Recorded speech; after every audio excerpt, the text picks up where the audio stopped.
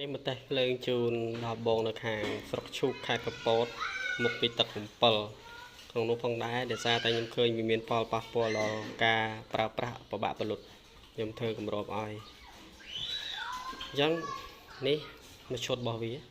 មានដង្ហាលមានអីមកកំ pl អញ្ចឹងមកប្រភេទមុខពីទឹក7បងទាំងអស់គ្នាអានោះមុខ33មុខពីទឹក3អានោះមុខ3ទឹកប្រភេទកឡតែនេះជាក្រានណាអញ្ចឹងខ្ញុំទៅបើកភ្លើង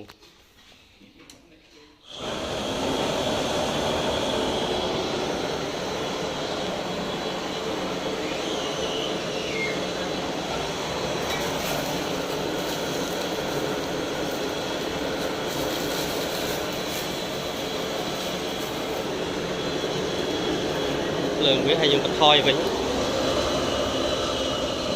ពាក់កណ្ដាលពាក់កណ្ដាលក៏ភ្លើងវានៅស្អាតដែរប្រេងវាមានលាយទឹកតិចៗដល់ហើយវារៀងទៀតពាក់ប៉ក់